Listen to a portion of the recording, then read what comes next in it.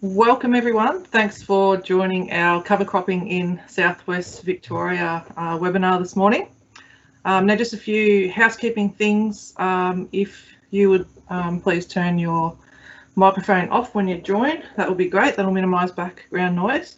And if you need some support with Microsoft Teams, if something's not working properly, please feel free to give Chelsea Ag a call. Her phone number is in the calendar invite that you will have received for today's event. So before we start, I'd just like to acknowledge the traditional owners of the lands that we're all from today and pay my respects to their elders, past, present and emerging. So my name's Karen O'Keefe and I'm the Regional Agriculture Landcare Facilitator for the Corangamite region. So that role is all about supporting sustainable farming, and it's funded through the National Landcare program. The Corangamite region, because we've got people from a whole range of different places today. So the Corangamite region runs from Ballarat down to Geelong, Bellarine Peninsula, Colac, along the Great Ocean Road to Peterborough. So that's the Corangamite region. And then we're also talking about Southwest, the whole of Southwest Victoria. So we've got Glenelg, Hopkins, CMA, which sort of runs from Darrenellum through to the South Australian border. It includes Hamilton. So today's session we have 3 different speakers, so thank you very much to those volunteer speakers.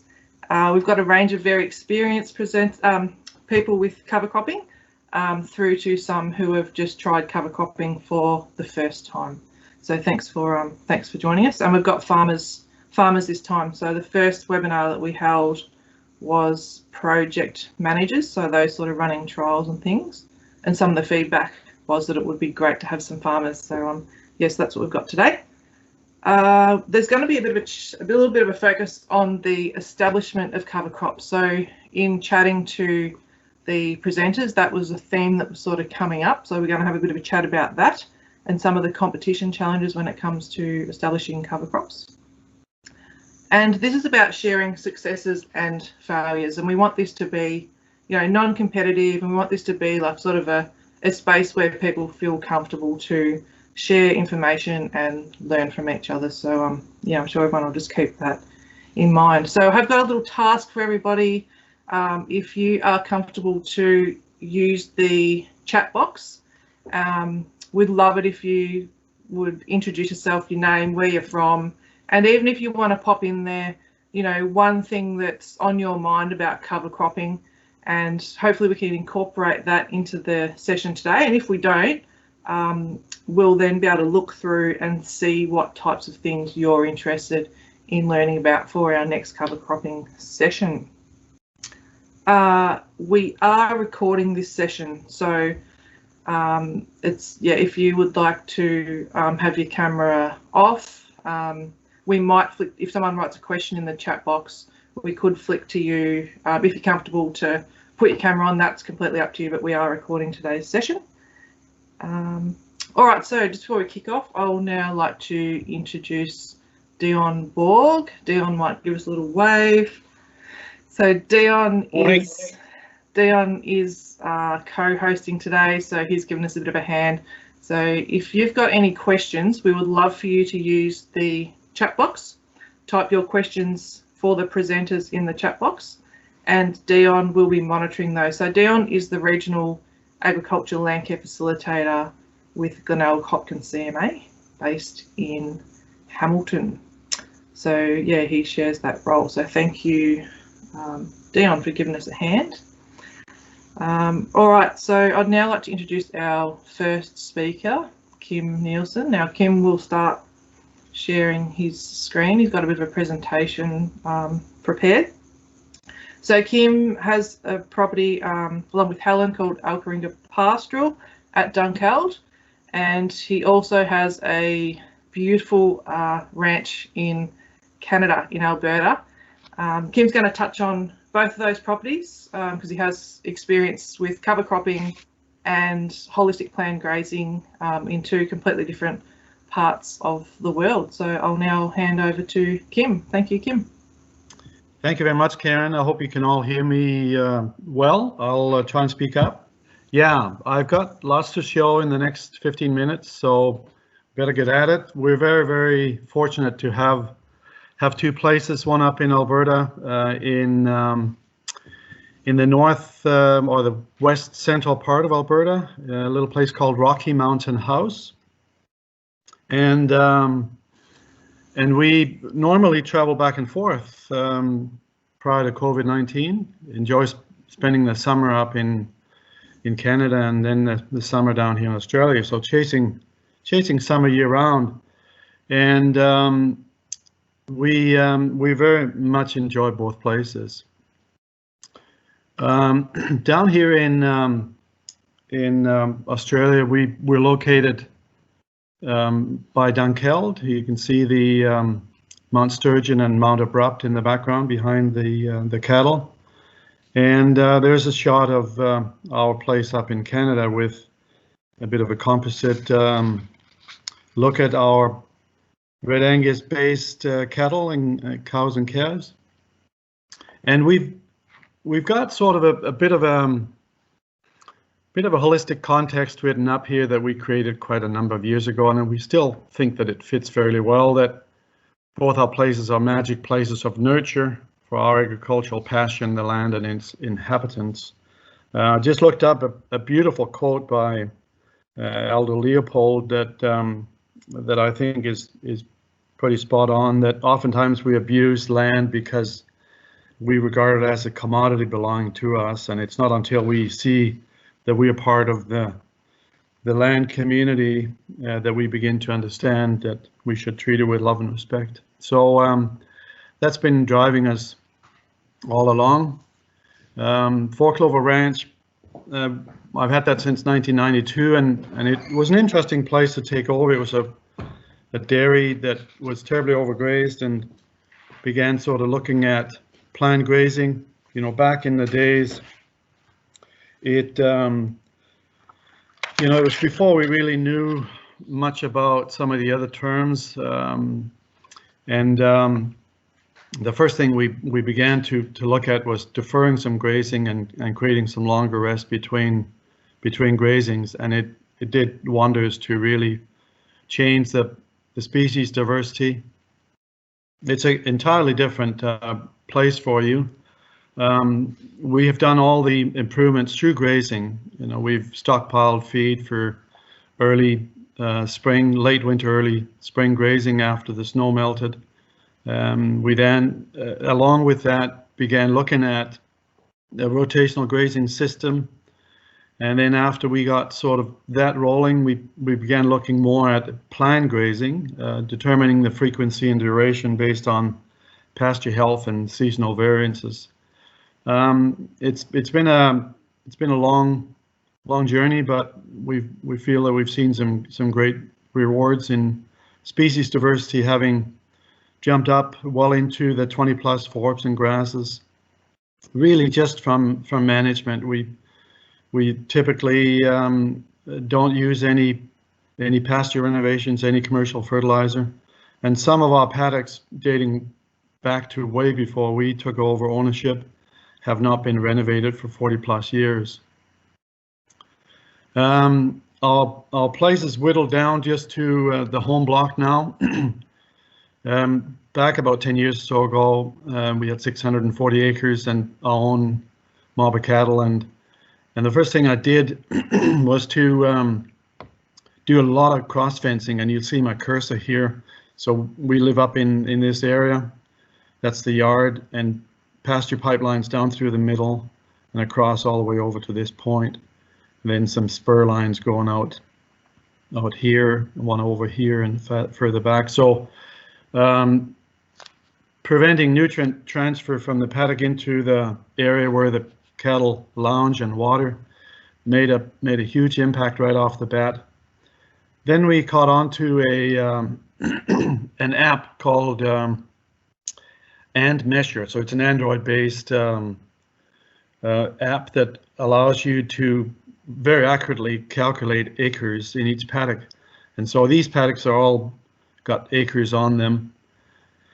And this is an old aerial photo, but this is what it looks like now. And you'll see the color change between the paddocks, and you simply just put a cursor around and calculate the size. And I was Director of Agricultural Services. It's a unique way of administering ag programs up in Alberta, where most of the ag programs are run through the local shire. And that's to do with invasive species, soil conservation, environmental farm planning, and so on. And this is a tour from our farm back in, I think, 2005 or so, from one of our really great paddocks, the Cabin South paddock, in terms of species diversity. We also did some work with bale grazing, and bale grazing typically happening in the wintertime when there's lots of snow. So this picture here is in April, early May, just as winter is leaving. This is in June, just as the growth begins. This is in August. So tremendous response to that fertility, and also below the soil in terms of soil aggregation and carbon storage and so on. I did lots of swath grazing in Canada when I had my own cows, and I typically calved in late winter, which was a bit out of the natural cycle. And I really enjoyed swath grazing, and it was just immense how that improved the land the following year. You can vaguely see the Rocky Mountains in the background here. This is just looking west. And then we're very fortunate, or very happy, very thrilled to be chosen to be part of a very large 3-year University of Alberta, and initiated by the Texas A&M, on a carbon sequestration research project looking at how does pasture management factor into the respiration of greenhouse gases. And we had Dr. Barat come every 2 weeks and basically close this box, draw samples, air samples, and then looking at how how nitrous oxide, methane, and CO2 was made up within that airspace. Did some drone flying as well to see the respiration through some special cameras. So that's just been wrapped up, but in essence, 30% less reduction of greenhouse gases when you're practicing multi-paddock adaptive grazing. So very thrilled to be part of that. Then we moved to Australia, and there's Helen and Tess looking up against the mountains. We live on a bush block just around the back of these two mountains. So it's about 9 kilometers over to the farm. Excuse me. And this was a farm that was taken over by, or was managed by Southern Farming Systems.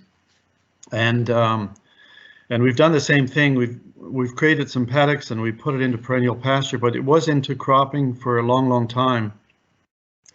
We moved some of the concepts out to Australia in terms of swath grazing and bale grazing, just to overcome the issue in midsummer with standing dry feed that's got very poor palatability and very poor nutritional value. So we definitely want to carry on with that. It's worked well for us. But looking further into planned grazing and looking at ways to keep boosting the performance of our store cattle, because that's how we run our farm. It's cattle purchased and sold, and want to make sure they gain. And this picture at the bottom of some chicory and some cocksfoot, you could say, yeah, that looks half decent. There should be some good grazing in there. But when you get cover cropping and you begin to realize how the root exudates keep building that soil, it's certainly preferred to have green crops year round. We're low tech. This is an old Massey combine seeder that purchased at a clearing sale, and so that's how we sow our crop. It's working quite nicely. This is sowing into a bit of worked land, and I'll touch on that in a bit. We are not afraid of working the land a bit. If we can direct sow, we will, but to get a superior stand establishment, we like to work it. So this is a crop of warm season covers that was put in late October last year. And picture below is almost in the same location into, I think, February. So it was grazed in April. So it was grazed rather late. It was mature, which I think was perfect. But because there was some shattering from the grazing, there was a fantastic bonus crop that came back. And the picture on the left was taken just only a few weeks ago of tillage radish, leafy turnip. There's some linseed in there, and some fodder rape that all grew back from the April grazing. Certainly good for the soil. The regrowth that came back from the warm season crop, we certainly didn't achieve any of those kind of soil penetrations last summer. So the softer winter soils allowed that to really go into that hard pan. Seeing some really good dreadlock effects of our rhizosphere, and best performing cattle we've ever seen, and just a really nice fat steer. And as the sunflowers began maturing, they really took a liking to grazing those sunflowers, and the finish we got on our steers, I really give the energy and the starches from the sunflowers, give credit to the steers doing so well for us. Quickly, a summer of observations. How are we doing for time, Helen? Superior cattle gains to anything that we've ever done before. When we looked at just grazing management, similar to what we do in Canada with perhaps longer grazing rests here in Australia, but battling through the dry standing feed in the summertime, not very conducive to cattle performance unless you perhaps had dry cows or something like that. So since we began the swath grazing and the bale grazing, our gains have gone up, but certainly nothing like what we saw last year. We want to carry on with our autumn sown covers because we need to get into our soil with our hard pan issues, and we're not anywhere perfect with our soil biology, and we're not afraid of cultivating to improve the stand establishment, and also dealing with red-legged earth mites, which we feel can be set back with a bit of scarifying. We continue to understand soil biology better than we have understood it, and we're also beginning to experiment with compost extracting through Johnson Sioux bioreactors. We're also not afraid of looking at some ad hoc fertilizer, lime and gypsum, which we're looking at considering, and then fine-tuning our grazing management. We still have lots to learn in that area as well. And we've participated with many groups. There's nothing better than learning from like-minded individuals, and concluding that we'll definitely carry on with summer cropping. So that's my quick presentation with the help of Helen and our dog Tess. And I think we just made the time. Great, thanks. Thanks, Kim. Dion, how is the chat box looking for questions? We might have one sneaky question. Yep, there's a couple of questions there, Karen, excuse me.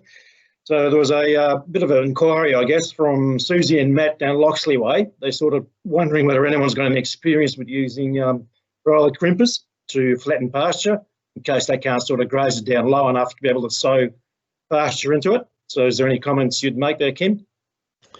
No, but I've got, so rather than crimping, as a matter of fact, right now, we've got we bought heifers this year. We got our heifers on some ryegrass, which is not, it's a paddock that we are continuing to work on in terms of cover cropping, and we'll probably put that into a warm season crop this year. And we're battling on with some Wimmer ryegrass. And what I've started doing is I will cut ahead of grazing, and just to enhance the utilization, and it also adds a bit of fiber to the diet as well. And so we have no experience with crimping, but if If I feel that there's more material there than I can utilize through grazing it standing, I'll just cut ahead of the cattle, and it's worked very, very well. I could try and find a picture of that later on. So yeah, no, sorry, Dion, no experience with crimping. Yeah, thanks. Question from Alice. Do you do any tests for soil biology?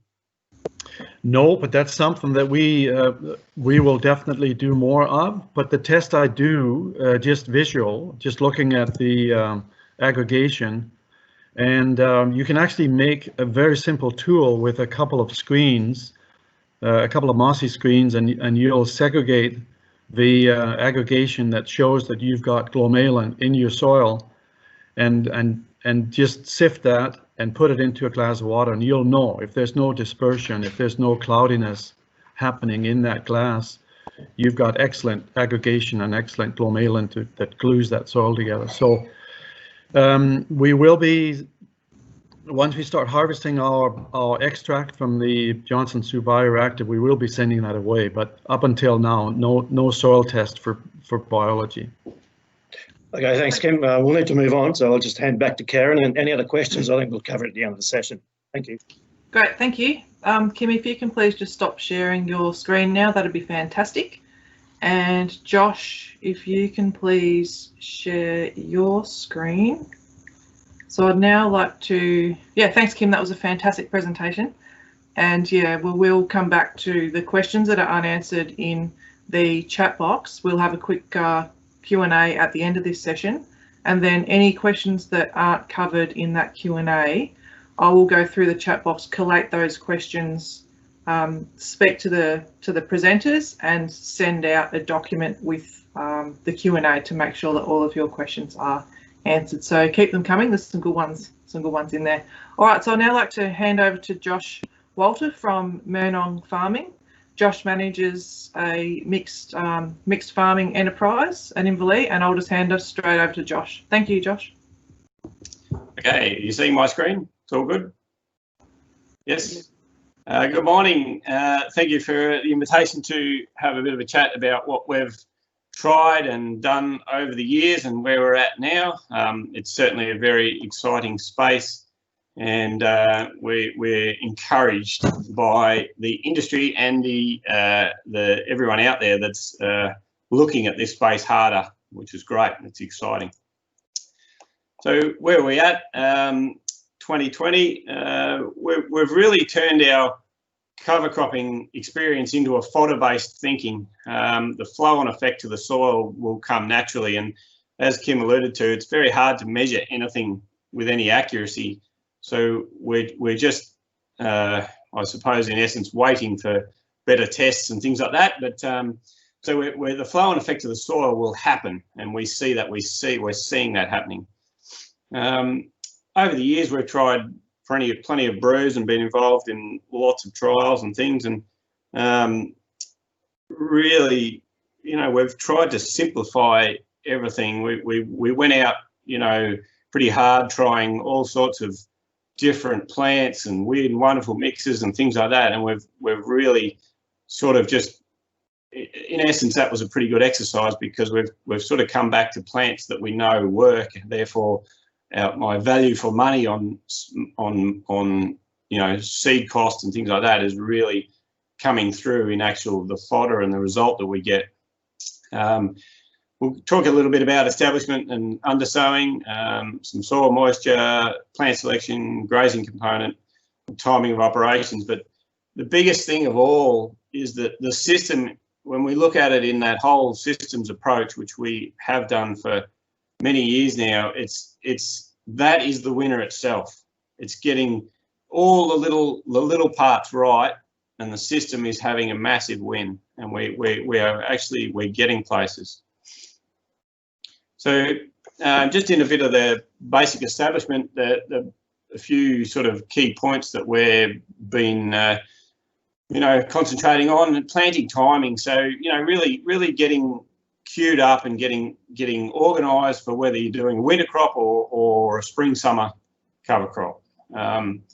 Really, that systems approach is looking at the long-term view. And yes, like Kim said there, pulling out the plough once in every 4 years or once in however long isn't the end of the world. We have controlled traffic as well, so sometimes over that period in the crops we get we need to wheel track renovate. So if we've got a paddock that's not level and not ideal, yes, we'll whip in there with the plough. It doesn't seem to be having a huge impact. You know, the positive thing out of it is we actually get a better stand, like Kim said, a better stand of whatever we're actually planting. And if in a season like the last two, this one and last year, where earth mites have been out of control and slugs have been out of control, and you know we're creating that a bit in essence with our residue management, but every now and again to hit that like that is better than I see better than putting artificial, you know, chemicals and slug bait and things like that out. So the next sort of heading there is subsequent plan for paddock. So it's very important that long-term goal of what we want to achieve out of that cover, whether it's winter or summer, has a big impact on where we're heading in the next few years with that paddock, whether it's grazing or whether it's crop or whether it's having a bit of a rest for a while, or we're, you know, re-establishing a perennial pasture, or we're doing, you know, whatever that plan is, plays great importance on what we're doing. As I said there, the great seasons to get established, but the rule book's been thrown out. There is no rule book. That's like we've tried when we first started this back in 2014, 2015. We were trying to be too specific and be too regimented in what we're doing. Now there is no rule book. There is no absolute nothing. There's just go and have a crack at it and see what happens. We'll learn from having a crack at it more so than trying to be too organised. This establishment and the reliance on artificial pest control is a huge problem. It is. We spend a lot of money on seed, and I hate the fact that we're into this artificial world of fertiliser and chemical and things like that, and it is a problem. I don't know. I don't have the magic answer. I don't. We just keep plugging on, and we take more so. We take the situation of when we're planting. At that particular planting time, we assess where the season's at and what problems we might entail. Some years we don't have slug problems. Some years we don't have earth mite problems. So we're sort of, if we're only adding to the situation with an artificial application to get established, then we're not doing it every year. We're doing it randomly, which is better than doing it every year, I believe. And the other one's paddock selection. You know,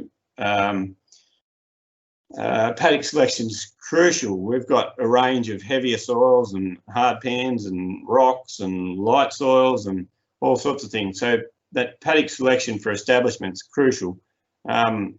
We know where historically slugs are. We know where historically low fertiliser or waterlogging or earth mite little clusters are. We know those sorts of things. So very important to make an educated guess, I suppose, on establishment. Soil, like we'll just flick forward. There's the one that works, and there's the ones that don't. And we have had plenty of those ones on the right that don't work. That's why we've gone, I suppose, back to plants that we know work without being too fancy as such, which we'll go have a look at in a minute. But there's certainly plenty of those ones on the right. We learn from them. We take great discussions around the staff and how we go here when we have a problem like that on the right and how we're going to deal with it. And you know, that was a particularly sandy soil in a year that was quite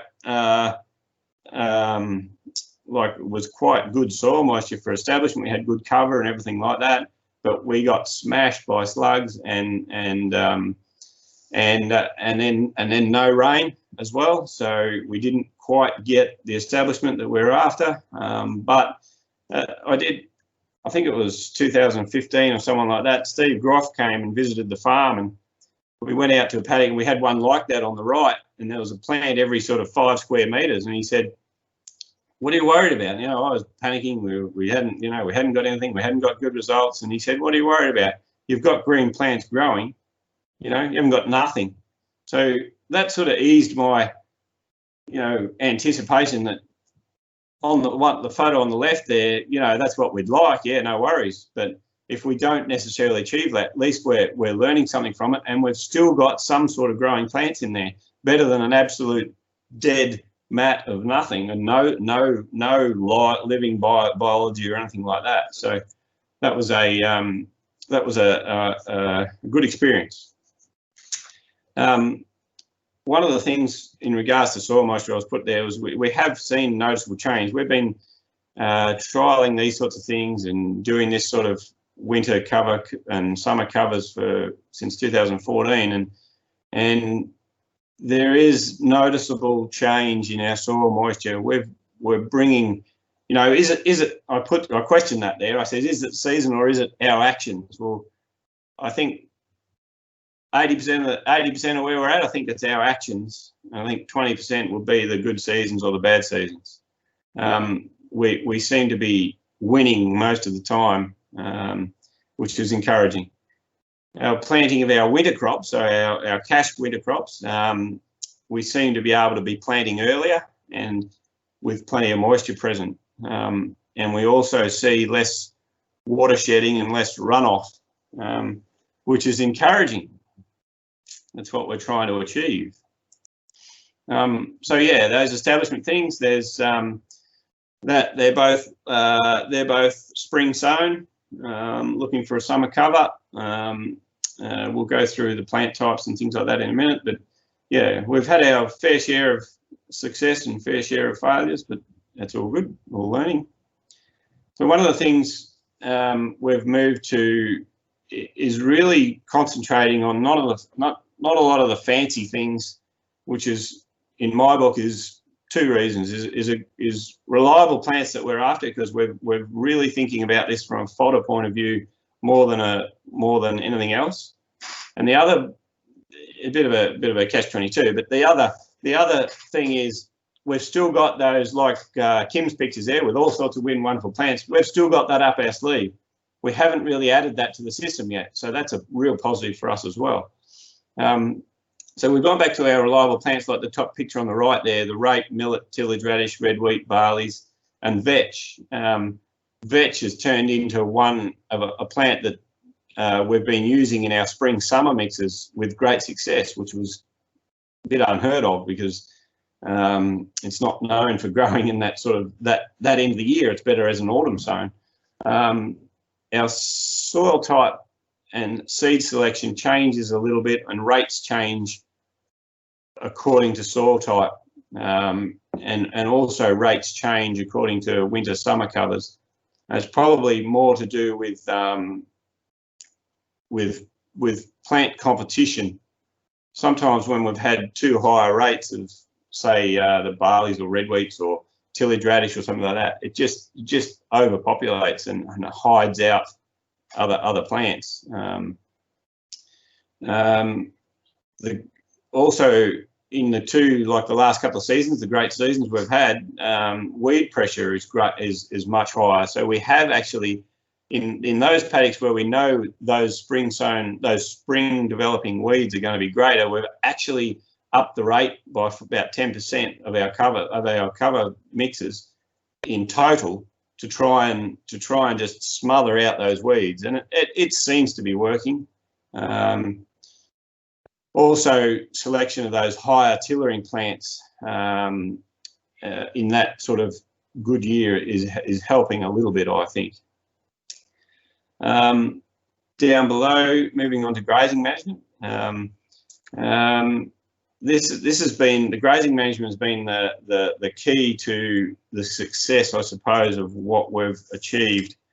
It has significantly increased our stocking rate, because we're dealing with those inopportune or those bad times of year when the feed on offer or that quality of feed is paling off into problematic times, well, we're ironing out those bumps, and this cover cropping, whether it's winter or summer, is taking over at least 30% nearly of our operation in our grazing. So 30% of that, 30% of permanent pasture type mixes, and 30% is like a lucerne, plantain sort of permanent crop like that.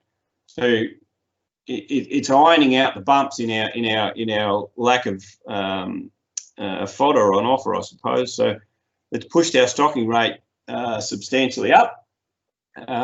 One of the concerns with that also, just put there, is residual stubble load is still a concern, whether it's grazing out crops or heavy, you know, like a good spring like this. We can't necessarily control by grazing all these cover crops and plant and situations we've got, because we just physically don't have enough numbers still. So the residual load is concerning in some parts, and yes, I said that's crop dependent, but it's also paddock dependent, soil type dependent, and it's still a bit of a concern. One of the things, the timing of stock removal or ins and outs of the stock has been crucial, and also, as I point out next, they're difficult to control tillage radish in some plants that just go reproductive as such, and we lose a bit of that fodder quality, I suppose. And when we've got bigger mixes, we seem to get that that inequality, I suppose you could say, in the feed on offer, which is a bit of a challenge. The other one there is opportunity for seed set, and we'll talk about that next, because that I see is our next opportunity to develop this system even better. On average, in those rotations, we're getting 2 extra grazings. Now that has been enhanced magically. We probably get 3 extra grazings in these last 2 springs, but in previous drier years, yeah, on average about 2 more grazings or rotations on those covers, whether they're winter or summer. The tillage radish is on the right, on the back of the trailer there. Just fantastic plant. I can't, no more words than that. Fantastic plant. It does wonders for everything. Best thing we've ever found in the last few years. Timings of operations is crucial, which is nothing new. It's just super critical. We try to be a bit more specific on that and get that right. That's always the challenge. Planting as soon as we can. Obviously, more ground cover, more feed earlier. So as soon as the harvest has been over, we're out with an air seeder, or as soon as, you know, a rain comes in the autumn, or as soon as a spring rain looks like it's coming, or something like that, we're out as soon as we can. We're lucky enough at those times of year, we've got big mobs of animals running around, so, you know, 1,000 ewes in 10 hectares sort of thing. Big mobs running around and making the seeding and planting opportunity as best we can. The seed set opportunity, I keep referring to that at the minute. We'll get to that in a bit. The less chemical termination and more animal termination is I think, a really good thing, and is happening. Apart from that picture there with a bit of mechanical topping, we just physically couldn't control, didn't have the numbers. So good season that was done this year, about 3 weeks ago, just to try and control that tillage radish. In that particular instance, that took over so much that it was shading out our clovers and rye and all those other things underneath of higher value. So we topped it. We couldn't get the sheep. We didn't have enough sheep, which we've got a fair few running around, but we just couldn't get there fast enough. So had to pull out the mower. Some challenges, and there's plenty of them. Pest control is probably number one. The establishment thing is, if we're going to spend the time and do this, it is a critical thing. Grazing, the timing of plants, which, you know, if you're putting a mixture of plants in, the timing of those plants, like that picture there with the mower, is difficult. When the greater number of plants, the more difficult the timing of grazing for utilising that quality as best you can, I suppose, is where I'm coming from. Grazing selective pressure is a difficult one as well. The tillage radish eating those flowers and getting a bit of sulfur problems in animals is a challenge. And they don't necessarily they won't necessarily take to eating them very quickly. Takes a bit of time. There's some plants in there that they won't eat until last, therefore they sort of lose a bit of quality, it's a challenge. Residue at the following planting. So residue of these thick, in the couple of good seasons we've had, these monumentally thick cover crops, just getting rid of that physical evidence of them, I suppose, for them to go into a winter crop or go into something else is still a bit of a challenge. Probably to the point where we don't run cattle, but maybe that's the next thing that we need, just a mob of like Kim's steers there to finish off the job. A bit of a compliment to the system is probably where we need to be looking at. Paddock size, we're continually going down. We're 60 or 70 odd paddocks. We're down to between 6 and 10 hectares now, and working across the farm to be the whole farm will be that in 2 years' time. And also paddocks after 5 years of cover cropping, we're developing new weeds as such, or weeds that have been overshadowed or hidden by our standard issue farming. You know, brome grasses and marshmallows and all these weeds that have always been there, but they're getting a chance to survive through. Therefore, they're becoming a little bit more of a problem. Not necessarily in all paddocks, just little patches of them. And when we're trying to use less chemicals and we're trying to use more mouths and things like that, it's a bit of a challenge getting in front of them because they are naturally pretty unpallative, sort of when they get to that point. Looking forward, are we going for time, Karen? All good? Yep, just if you can wrap up in a couple of minutes, that'll be great. Yep, and we will refer your questions to. Okay. Yep. Okay. This is a couple of things. Just looking forward, the cover crop opportunity is begging. It is absolutely begging in seasons like we're getting, and the long-term, you know, weather forecasting, where we're changing into a bit more.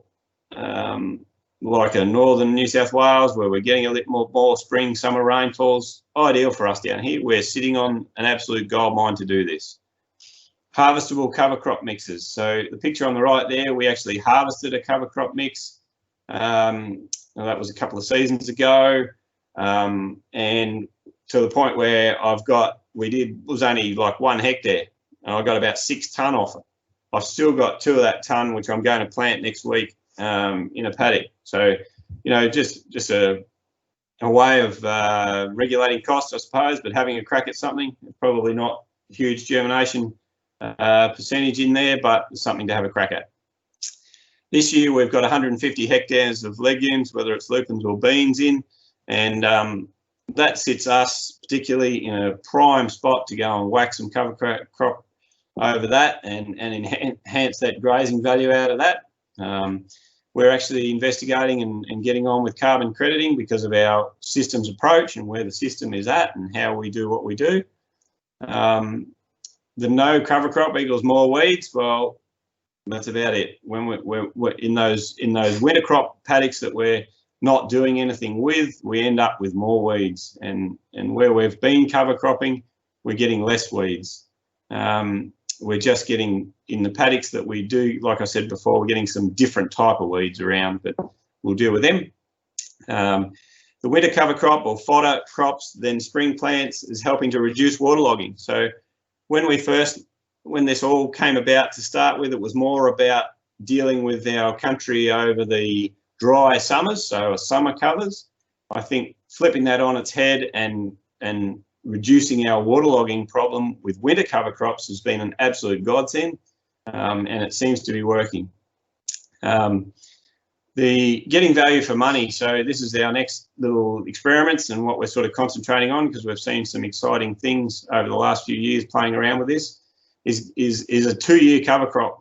So we're getting a cover crop that we're lasting, and we're managing to last through 2 seasons. It's about creating opportunity. So this is a prime example. So this was sown, it was a spring sown, late spring, summer sown in 2019, tillage radish, red wheat, rape, vetch. We grazed the bejesus out of it because we have we had good seasons, but very strategically. We allowed for seed set of that tillage radish and vetch. They were the 2 plants that went to that seed set situation. Over that summer, we oversowed. We grazed it out again. We oversowed with ryegrass and vetch, so dry planted in March 2020, and that is all volunteer tillage radish. Unbelievable. No fertilisers, no pest control, and that was this autumn. We grazed all that, and we've lambed on that, and we're still grazing it now. That's a 6 hectare paddock. We had 900 ewes and lambs in there, on and off for the last month or more, and they came off 2 weeks ago, and it's nearly back at that again. It's just, there's something going on with this what we're doing and what we're trying to achieve here. So that is getting 2 seasons out of a couple of plants at least. Obviously, we've planted twice in regards to the ryegrass and the cereal component as such, but you know, there's opportunity in that. Maybe with the right selection of plants, we can actually achieve that without planting the second time. This is another one we're doing. It's just undersowing those at those times with plantain or chicory or clovers. So they were spring planted, got through the summers. The one on the right is 1 year old. The other one on the left, 2 year old. Chicory's coming back. Just fantastic. Like to have a base of those coming through from a. They were absolutely flogged out too. Like some serious grazing going on there over the summers, and it's an exciting thing just putting something undersown in those. You know, the very light rates. I think that one on the right, the plantain, was at 2 kilos or something a hectare. It's just nothing, very little expense, but we're getting that persistence of those plants through. So, you know, if we go in there now and oversow that with whatever, it's exciting. It's great. New things. Very good. Great. Thank you very much, Josh. Fantastic presentation. If you can please just stop sharing your screen, and Christy, if you can please share your screen. Yeah, thanks. Fantastic. We've got plenty of questions in the chat box. We will go to some of those at the end. I'd now like to introduce the Stewart family from Yan Yan Gert West Farm at Deans Marsh. The Stewarts are relatively new to cover cropping, and we've also got Jade Killeran online as well, who's there to help support that conversation as well. Christy and Jill, how are you travelling?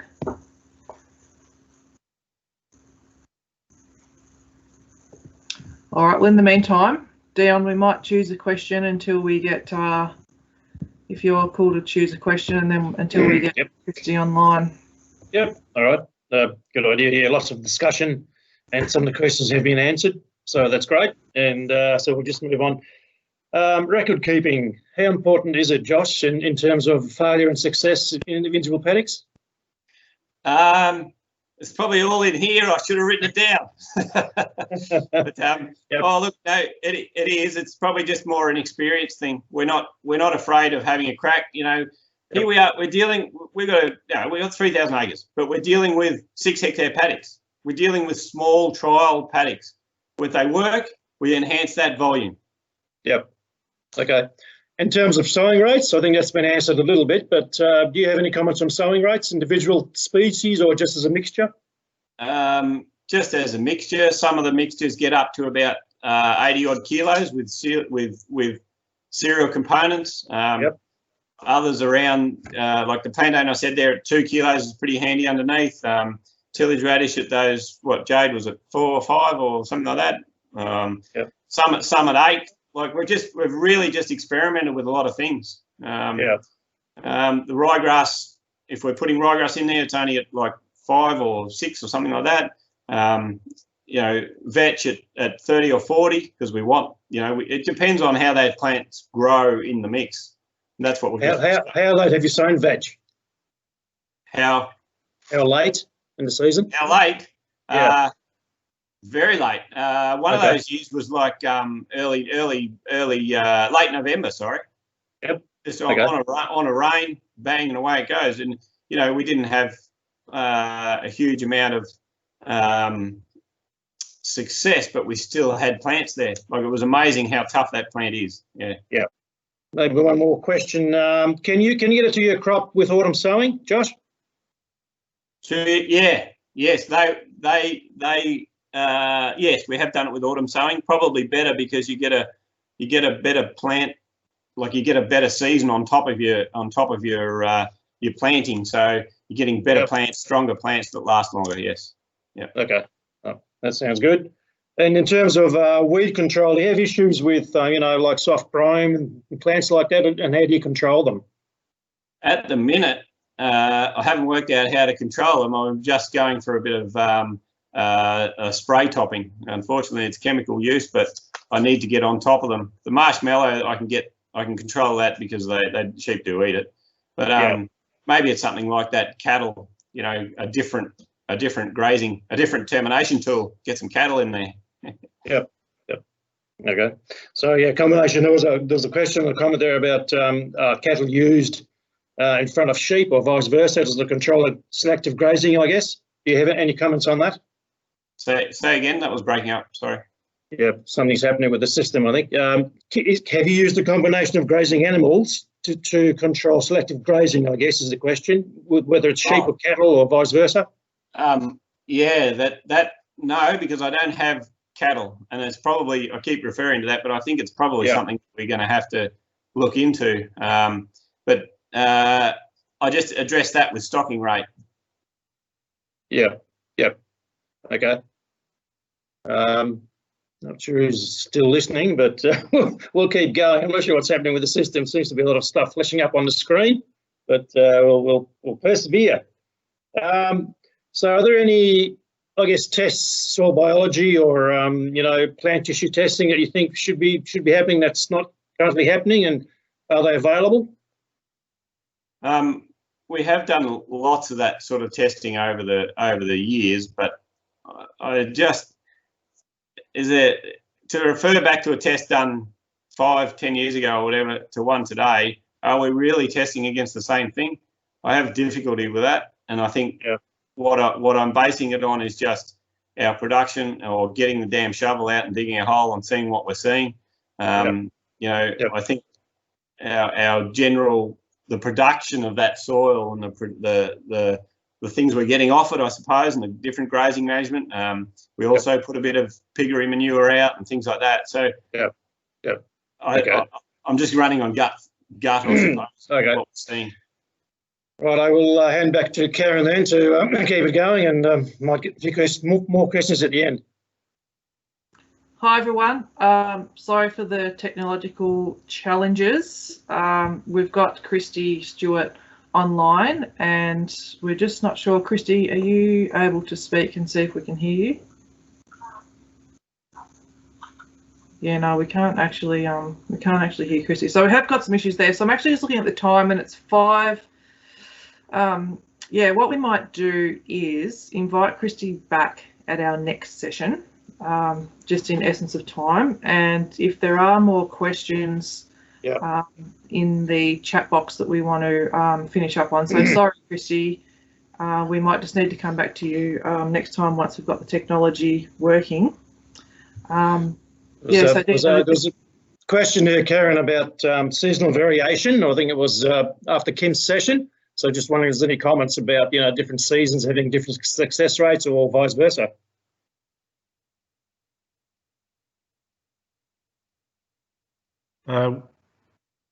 Was that pertaining to the Canadian climate, Dion, or what?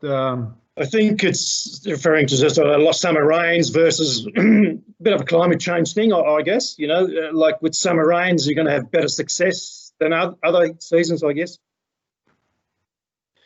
Well, I think it opens opportunities for exploring for us, the warm season covers more than perhaps up in the Dunkeld area that we could have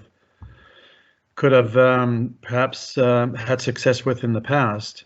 So yeah, I think like we're looking forward to putting some warm season covers in. They, in terms of finishing our cattle, that's, as I mentioned earlier on, we saw some tremendous improvements in the cattle performance from the warm season sunflowers and linseeds, and so that's what I think will be a bonus for us. Yeah. And in terms of controlling red-legged earth mites, I think you said something about scarifying earlier. Is that the only treatment you do? Yes, and I got onto that by accident, because when we growing the two types of covers last year, the cool season and the warm season, we had some rain and the paddocks actually got quite pugged. So I thought, well, you know, as we get into summer, you know, I need to preserve that soil moisture, and I thought a light scarifying would seal off the soil and make it less prone to drying out, plus improving the seed bed. So so that was just by accident, but I noticed, because we just had the track going into the farm on both sides, basically historically the same paddock, and there was a marked difference in red-legged earth mites. Right. As we sowed into an autumn cover, I pretty much lost the cover crop on the one side due to red-legged earth mites, and on the other side, that's where I got that bonus crop that, like Josh was referring to. You know, basically, I'm having two crops out of one, and there was hardly any damage from the red-legged earth mites on that side. Okay. Do you have any experience with different grazing animals, such as with the discussion between sheep and cattle, or a combination? No, I'm a cattle guy, sorry. That's all right. It's like, yeah, I mean, I'm an agronomist from way back, and I know that to keep the balance, you know, it's very important to have the balance between sheep and cattle grazing on some of the pastures that we used to grow back in the day. So just wondering how that sort of fits into cover cropping, I guess. But having said that, Josh's comments about brome, like we have, I call it rip gut brome. It's I believe it's an annual, and even though that we are grazing cattle, boy, it doesn't take very much of a seed head, and the cattle will they'll stay away from it. And I found that by cutting, by not giving the cattle a choice, by basically swath grazing in the middle of spring here in Australia, removing that choice, that they will clean it up. So that's my way of addressing that. Same thing with barley grass and so on. There's a new question popped up there for you, Josh. It's about harvesting and saving seed intense operation. How do you find that? It was a bit of an opportune thing. It just was a paddock that we didn't graze. We just wanted to see how it all went through. It was only 1 hectare. I see it. Yeah, if we get the opportunity, yes. The germination, the quality of the seed wasn't very good, but it was just an opportunity thing. You know, to do it 1 year, you might be able to, you know, save the cost for a bit. Yep. And just one more comment. I see there is a question on different types of seeders. Is there anybody with any comments in regards to that? We run a John Deere disc seeder. The best thing we ever did. Yeah.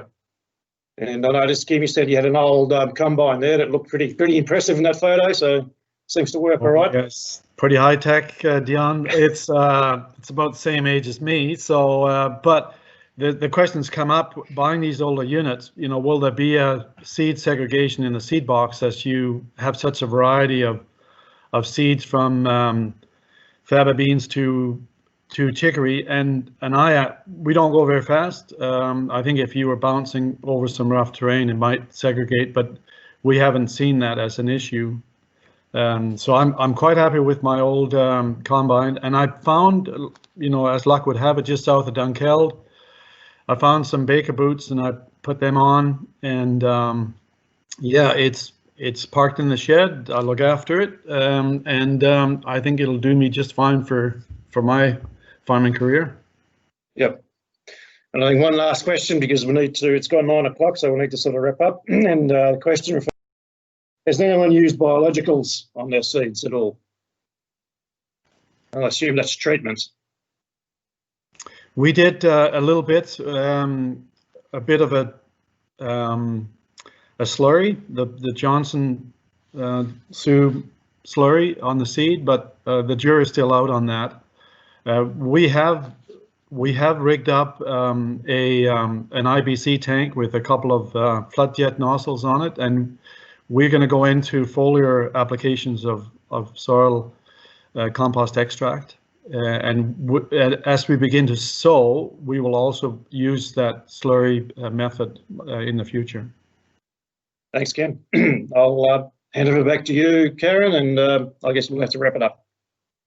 Great, thank you. Great discussion, great questions. Thank you to all the participants for putting forward some really interesting questions. And there's quite a few there that that we'll follow up in the written Q&A that I'll send out when we do the recording of this session. So yeah, thank you very much to all of the speakers, and yeah, apologies that we did have some challenges initially sharing the screen, and then we couldn't actually hear Christy Stewart when she was speaking. So we will plan to have another session probably early next year, and we'll invite the Stewarts back.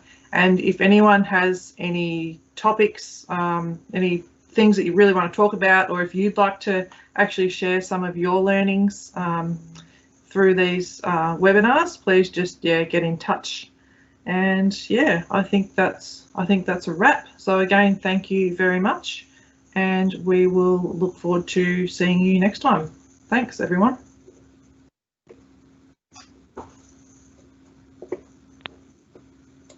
Thanks, Cam. See you.